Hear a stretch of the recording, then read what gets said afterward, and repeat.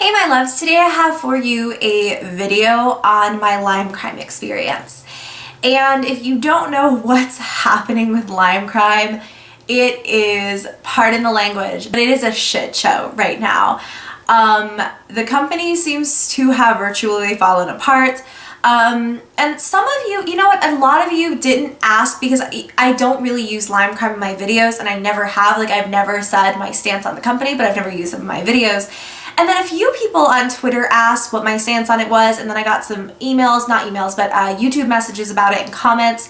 I thought I would talk to you guys about my personal experience with Lyme crime. Before we get into it, I was not a part of the hack that happened this fall, which I think that they announced in January, but the hack, what happened was their website was hacked and customer information was stolen. People had thousands of dollars stolen from them. A lot of customers have reported this. A lot of big bloggers have even reported, like, after they ordered from Lyme crime months ago, seeing weird charges on their cards. I was not one of them, so I can't speak personally. I'm going to be talking about my experience with Lyme crime back in like 2010.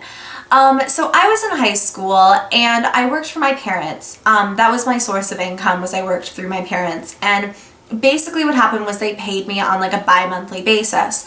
And it was kind of my allowance or my paycheck, whatever you want to call it. But essentially they paid me for working for them. And what happened was I saw, like, I've been watching YouTube forever. I saw some YouTubers talking about these lipsticks and I was like obsessed with the unicorn packaging. I was obsessed with the colors. And I asked my mom if I could get one. At the time I didn't have a debit card, so I asked her if I could order one of them with hers and it would just come out of my like paycheck or whatever.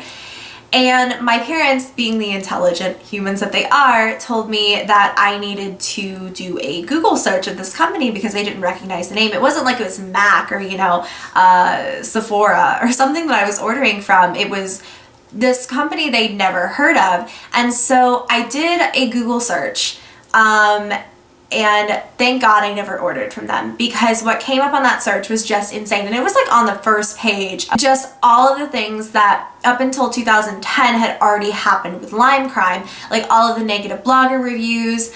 God, I can't remember at that time if Christine from Temptalia had reviewed them or not. Oh, I just looked up a timeline. Yes, at this time Christine from Temptalia had already reviewed the lipstick. So I definitely saw what happened with her blog. And so that was like it. I didn't order from them because they looked incredibly sketchy. Now that being said, like, please don't think that I think that anyone is like foolish or stupid or naive for buying from Lyme crime now. I mean, you would want to think that in like 5 years a company would improve and change and grow and learn from maybe some shady mistakes. So please don't think like I'm, you know, calling anyone out or anything. It was just at that time I had the wisdom of my mom and my dad, who had probably at that point, you know, shopped online for years, and they straight up were like, no, we're not ordering from this company. And if it had just been me, I probably would have been like, woohoo, lipsticks, I'm not gonna do a Google search. I saw so many YouTubers and bloggers who just, they either didn't know or didn't care about the controversy surrounding Lyme crime, and so I went in blindly. And that's kind of why I never used them in videos, was because I never wanted you guys to think like I was cool with the company as a whole. But again, you'd think like they would grow and change and whatever. Again, I don't think anyone's stupid, and I'm not like bashing anyone for using them. I'm just saying, like, for me it made sense not to. So ever since then I've kept up with their shenanigans for a while, up to the point where I was watching other YouTubers talk about the change in formula actually really recently of the Velveteens, from when they went to being like liquid lipsticks to like glosses that never dried. I don't want to guilt trip any of you into like not buying something you want.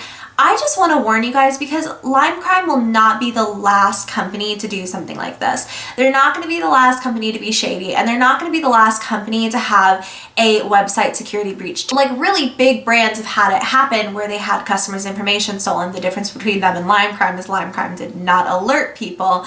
They tried to pretend it wasn't happening.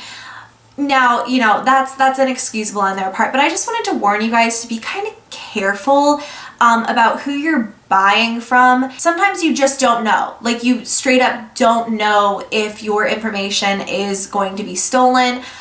The best way I find to avoid this, and it isn't even a foolproof plan, I use PayPal for everything that I can because I'm not like entering my card information on all these different sites. For me personally, I will never buy a Lime Crime product. This was not new to me though. I probably never would have bought one previously just based on what I knew.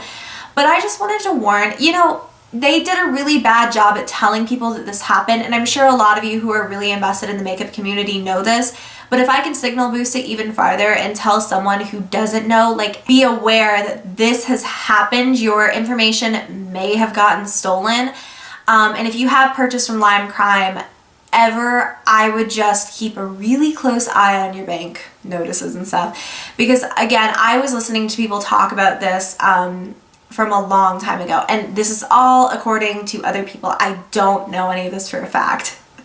And I keep saying that because Lime Crime apparently likes to threaten with lawsuits. But if you had this happen to you, please don't be afraid to like stand up and say something and talk about it. I would love to hear any of your stories or what happened in the comments down below, because I feel so bad for the people whose information was compromised because they were following the recommendation of a blogger or, seeing a picture on Instagram, and no shade at all to anyone who recommended this. I hope like no one's taking this the wrong way, because I get it. Some people genuinely didn't know, and that's totally fine. Or they didn't think it was a big deal and they thought Lime Crime had, kind of revamped their company and was practicing better ethics, I guess I'll say. And it's totally fine. I wanted to signal boost this a little bit further, and that's all. I mean, this is kind of a quick video. I just wanted to pop on and talk to you guys about this. So let me know any Lime Crime experiences you've had in the comments down below. Please give me a thumbs up if you did enjoy and if you found this helpful in some capacity. Subscribe to my channel if you have not already. And until next time, I love you and I will see you in the next video. Bye.